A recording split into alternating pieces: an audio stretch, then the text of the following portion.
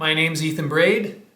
I've been in the wealth management industry for 25 years. Today we're going to talk about trusts, how to fund them. A simple 3-step process that will help you get your trusts properly funded. Okay, so step number 1. The first thing that you want to do when looking to fund your trust is just make a list. It's that simple. You need to make a list of all the assets that you hold. And by assets, I'm talking about things like limited partnerships, LLC units, real estate, your primary home, your second home, maybe investment real estate, raw land, brokerage accounts, savings accounts, all of the different assets that you hold and have title to, you want to put just in a simple list. 1 sheet of paper, maybe 2. Okay, step number 2. After you've made your list, you now need to follow up with all of the various custodians of those funds. For example, you have a brokerage account. You need to follow up with that company, your point of contact there, your financial advisor, or their customer service line, and say, look, I've created a trust and I would like to put my assets in my trust. And they will walk you through the process. You'll need to open a brokerage account in the name of your trust. You'll need to deliver a copy of your trust document to them. They're going to walk you through that process.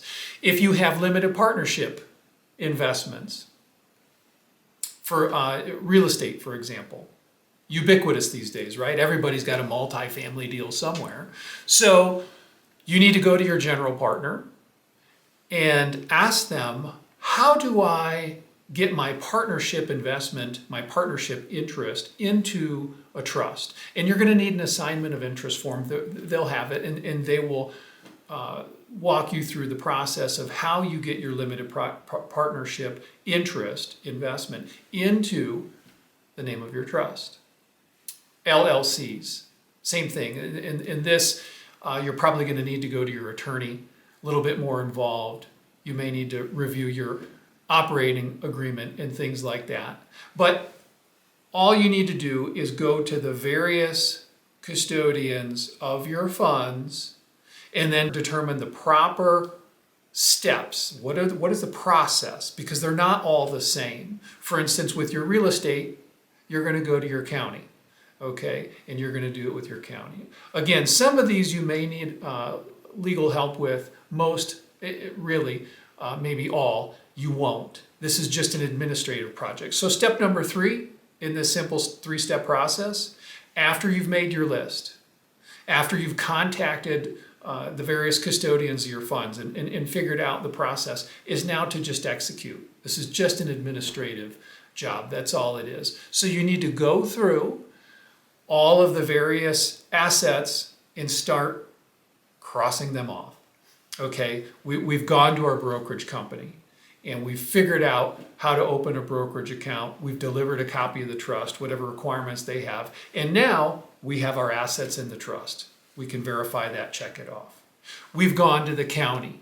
We've spoken to the clerk. We know exactly how to get our real estate into the name of the trust. And we've done so on and so forth. Now, why is this important?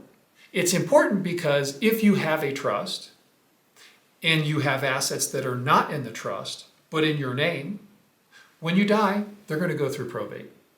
So in all the years that I've done this in the wealth management industry, in all of the wealthy families that I've met with, and by the way, I have my personal definition of a wealthy family as somebody who has $2 million liquid, okay, in addition to the real estate. That to me is a wealthy family. $2 million or more liquid is a wealthy family. 90% of the time that I have met with wealthy families, and it's in the hundreds, 90% of the time, there are mistakes with trust funding.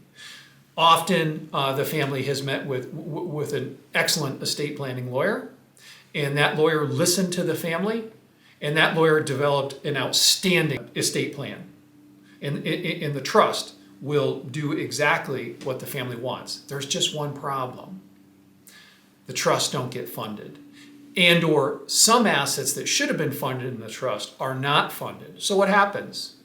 When you pass away, those assets are going through probate. So this simple 3-step process that I'm talking to you about: 1, make a list. 2, follow up with all the different assets, specifically the custodians for those assets, and determine the proper path to get these assets into trust. 3, execute. Once you dot I's and cross T's, you won't have to worry anymore. Now your trust will do exactly what it's supposed to do and help you bypass probate. There you go.